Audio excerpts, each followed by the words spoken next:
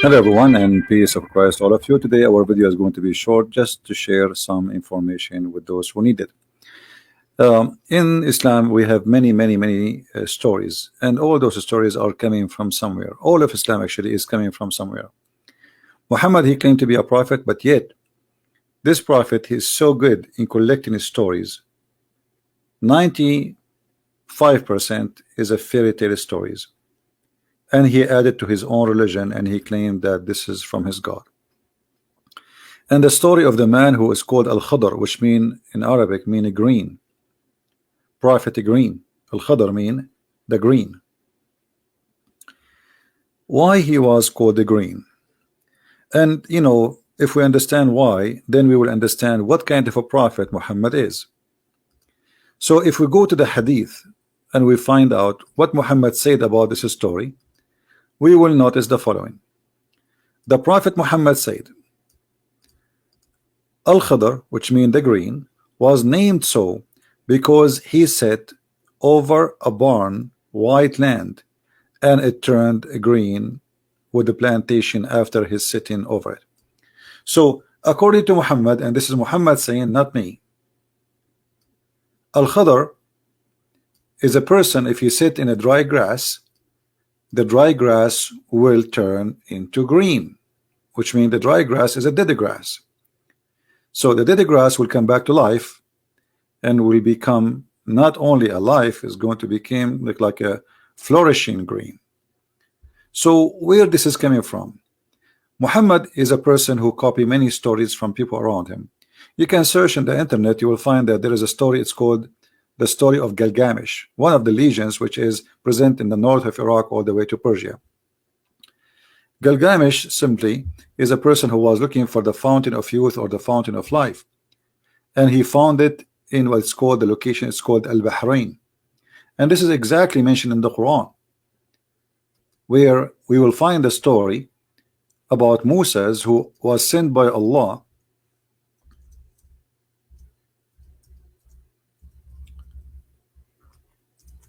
to meet with green. And green obviously is way higher than Moses, to the point Allah, he told Moses that, you know,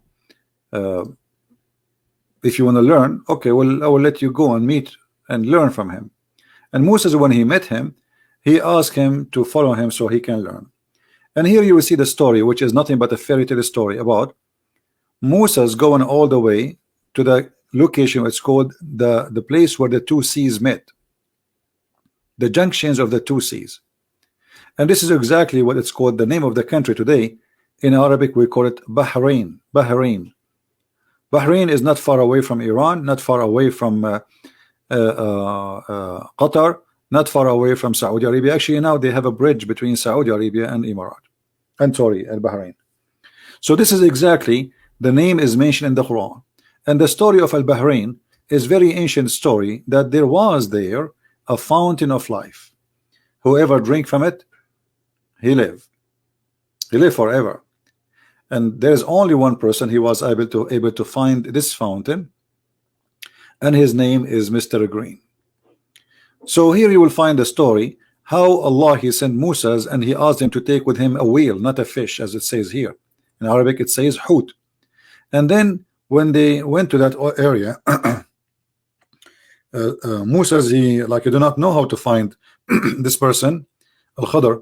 So Allah told him, well, when you lose your fish or you lose your whale, then that's mean the place you will find the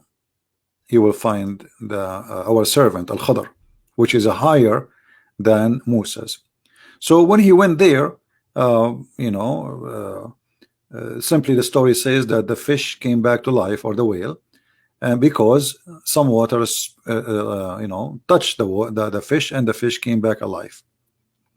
And you can read the story. This is chapter 18, and you can read from verse number 61 all the way to the end of the story. However, if we go, we will find more details about this story in Sahih al-Bukhari, where the Sahih al-Bukhari make it so clear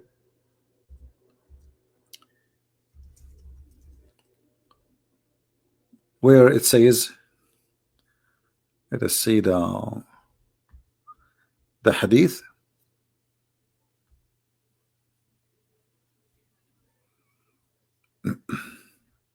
All right, here we go.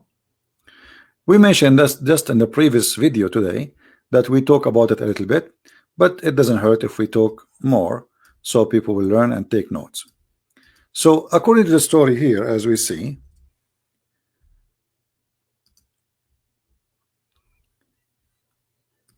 there is a fountain, a spring of water fountain, which is no one get in touch with it, even if you touch it, not necessarily to drink it, but you will become alive.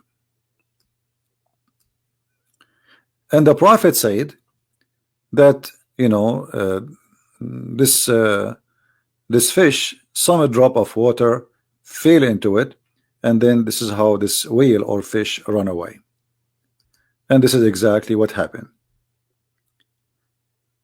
So when the fish run in the water, came back to life after touched from the water from the fountain of life, the fish run into the water in the sea, in the ocean, and Moses was able to track the steps of the fish, which is very funny, in the ocean, because the ocean became like a tunnel, like a highway, as you see. So it was like a tunnel. So Allah held back the flow of the water until it was like a tunnel, and the fish could glide. Moses and his boy were amazed.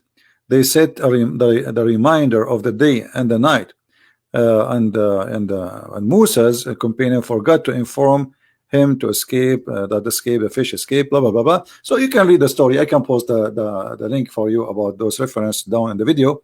But as you see, Islam is based in fairy tale stories.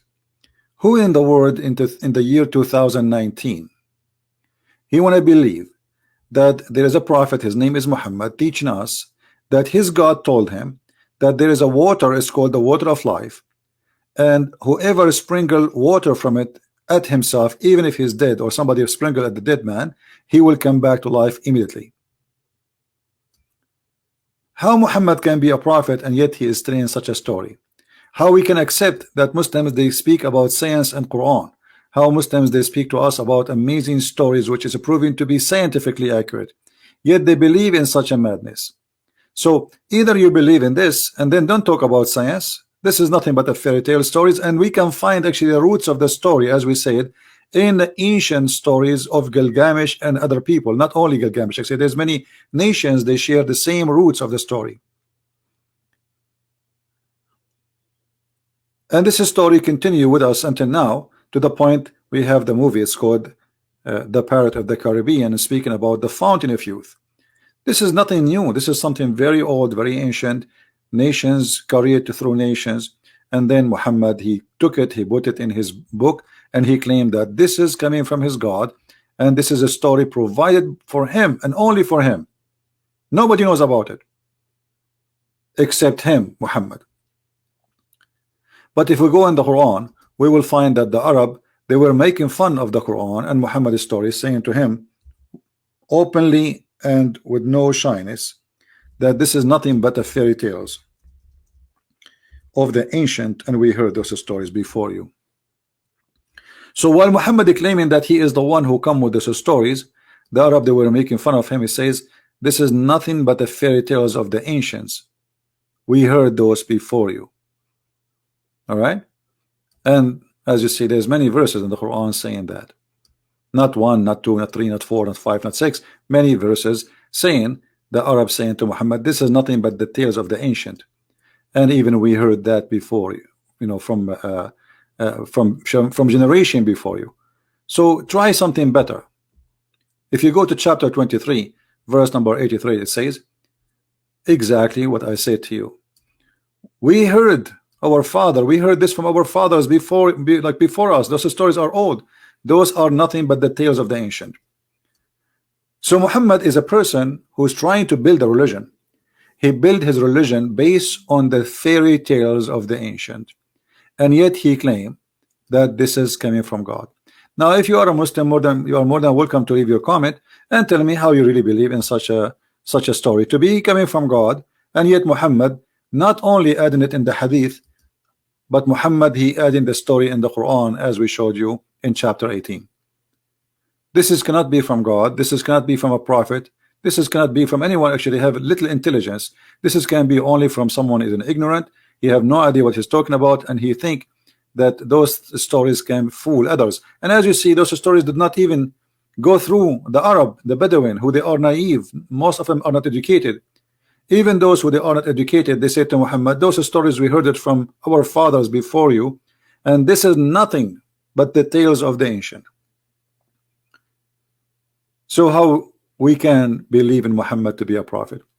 This is why today I wanted to make this a short video, so it's going to be easy for you to carry around and show to your friends. And if you are a Muslim, believe really that there's a fountain of youth, a flying carpet, the birds or the ants who warn the ants, the hudhud who find water. If you find all these stories are true stories, please leave your comment and tell us why.